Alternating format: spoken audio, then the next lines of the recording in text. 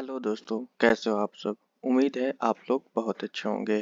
तो दोस्तों, पिछले वीडियो पे मैंने नेशनल स्कॉलरशिप पे वीडियो बनाया था, जिनका नो स्कीम अवेलेबल आ रहा है उनको क्या क्या ऑप्शन है, क्या कर सकते हैं। तो भी फिर भी बहुत सारे लोगों का क्वेश्चन आ रहा है कि नो स्कीम अवेलेबल आ रहा है सर, क्या करें। तो देखिए, सबसे बड़ी बात तो अब जो है टाइम बहुत कम है, 31 दिसंबर को लास्ट डेट है। फिर भी कुछ लोग अगर फिल अप करना चाह रहे हैं तो आज हम इस वीडियो में ना पूरा डिटेल बात करेंगे कि कौन लोग इस स्कॉलरशिप के लिए एलिजिबल है। ठीक है, अगर आप एलिजिबल है तब आप फॉर्म अप्लाई करते हैं तो आपको नो स्कीम अवेलेबल का ऑप्शन नहीं दिखेगा, आपको कोई ना कोई स्कीम मिल जाएगा। तो सबसे पहले समझना पड़ेगा कि स्कीम जो है किसके लिए अवेलेबल है और किसके लिए अवेलेबल नहीं है। तो इस बात को समझने के बाद अगर आप फॉर्म फिल अप करते हैं तो 100% आपको जो है स्कीम अवेलेबल ऑप्शन शो करेगा। तो दोस्तों, वीडियो को लास्ट तक देखिएगा, स्किप मत कीजिए, नहीं तो चीज़ें समझ नहीं आएगी। चलिए स्टार्ट करते हैं।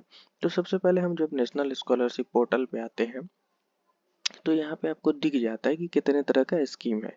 ठीक है, तो सबसे पहले हम बात करते हैं कि जो सेंट्रल स्कीम देता है वो देता है department of empowerment for person with disabilities. जो पर्सन डिसेबिलिटीज है उसके लिए ये स्कीम है। ठीक है, ये तीन स्कीम तो वो डिसेबिलिटीज है तो उसके पास डिसेबल का सर्टिफिकेट है तो आप आराम से फॉर्म भर सकते हैं, आपके लिए स्कीम अवेलेबल है। ठीक है, दूसरा होता है मिनिस्ट्री ऑफ माइनॉरिटी अफेयर। ठीक है, इसका फॉर्म आया ही नहीं है, शायद ये अब माइनॉरिटीज के लिए जो स्कॉलरशिप मिल रही थी वो अभी नहीं, इस साल नहीं मिल रही है।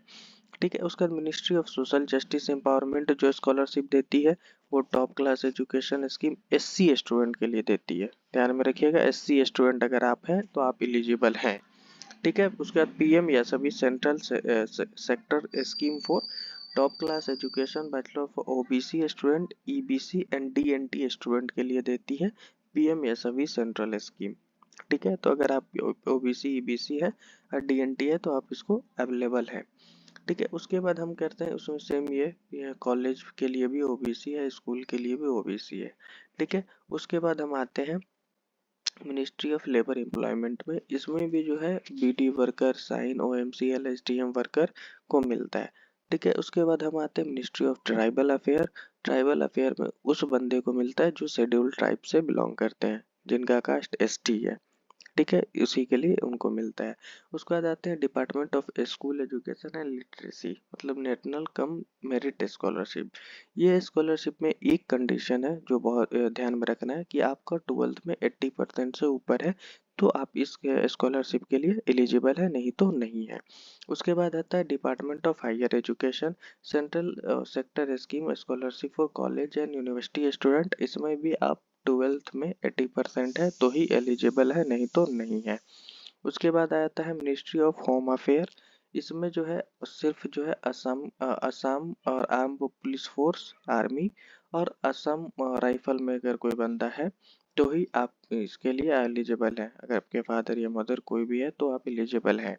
ठीक है, दूसरा है ये है यूटीज के पुलिस हो और जो कि जिनका मतलब शहीद हो चुके हो तो वो एलिजिबल है इस वाले स्कीम के लिए।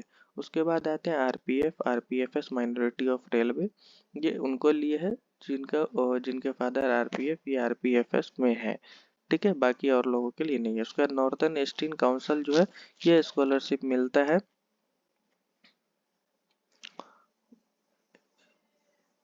प्रोफेशनल कोर्स के लिए, ये स्कॉलरशिप मिलता है। ठीक है, वो भी नॉर्थ ईस्टर्न काउंसिल, मतलब जो नॉर्थ ईस्टर्न के जो रीजन है उनके बच्चों के लिए।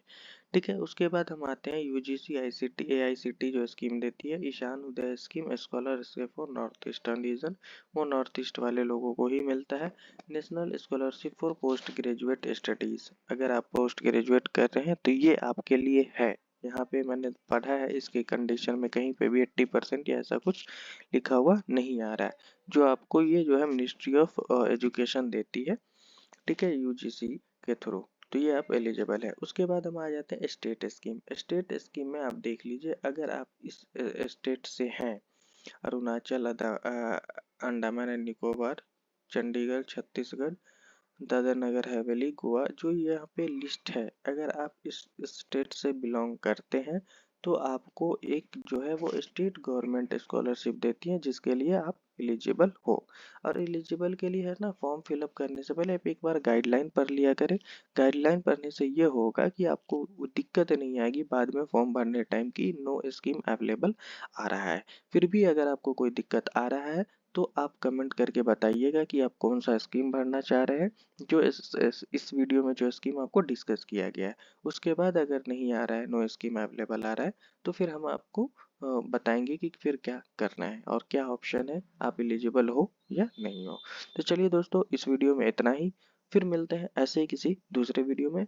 जब तक के लिए बाय बाय। अगर वीडियो आपको अच्छी लगी हो तो वीडियो को लाइक कीजिएगा और कमेंट करके जो भी क्वेश्चन हो आप पूछ सकते हैं, और चैनल को सब्सक्राइब भी कीजिएगा। फिर मिलते हैं ऐसे ही किसी इंफॉर्मेटिव वीडियो के साथ।